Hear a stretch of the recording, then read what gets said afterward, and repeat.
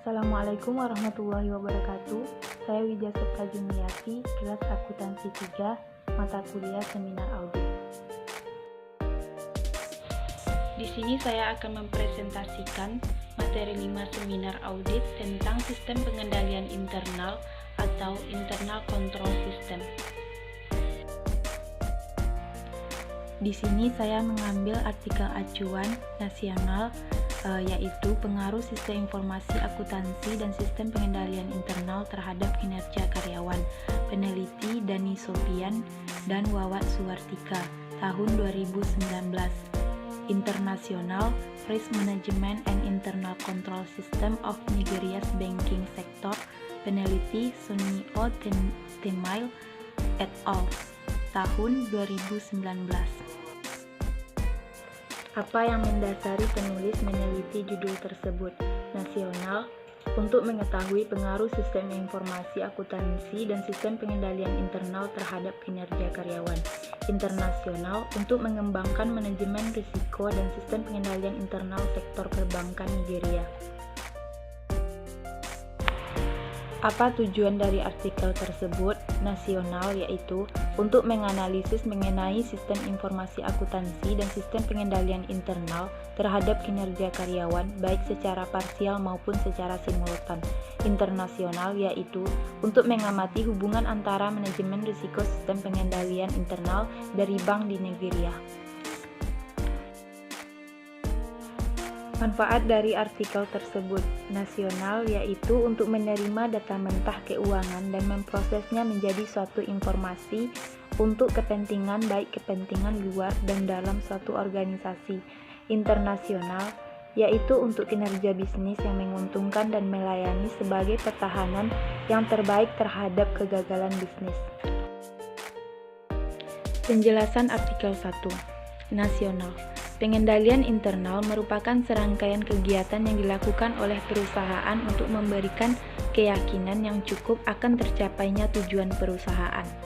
Sistem pengendalian internal berguna untuk tujuan mencegah atau menjaga terjadinya hal-hal yang tidak diinginkan, kesalahan-kesalahan atau kecurangan-kecurangan. Pengendalian internal berfungsi untuk mengawasi seluruh aktivitas ekonomi yang terjadi pada perusahaan. Pengendalian internal dapat membantu perusahaan dan berfungsi sebagai alat bantu untuk melaksanakan pengendalian yang efektif. Penjelasan artikel 2. Manajemen risiko dan sistem pengendalian internal adalah imitasi penting untuk kinerja bisnis yang menguntungkan dan berfungsi sebagai pertahanan yang terbaik terhadap kegagalan bisnis. Mengambil risiko adalah bagian dari bisnis sehari-hari, dan apapun organisasi yang tidak mau mengambil risiko biasanya berakhir dengan kerugian. Pengendalian sistem internal memiliki peran penting untuk intuisi untuk mencapai tujuan utama. Pengendalian sistem internal memungkinkan bank untuk meramalkan potensi masalah yang menyebabkan kerugian keuangan dan dengan demikian mencegah kerugian di masa depan. Hipotesis dari artikel tersebut. Nasional, H1, sistem informasi akuntansi memiliki pengaruh signifikan terhadap kinerja karyawan. H2, sistem pengendalian internal memiliki pengaruh positif terhadap kinerja karyawan. Internasional, H1, tidak ada hubungan signifikan antara kredit risiko dan sistem pengendalian internal. H2, tidak ada hubungan antara risiko likuiditas dengan pengendalian internal. Metode yang digunakan artikel. Nasional. Unit analisis. Unit analisisnya adalah karyawan yang menggunakan sistem informasi akuntansi yang bekerja pada RSUD Kota Bandung.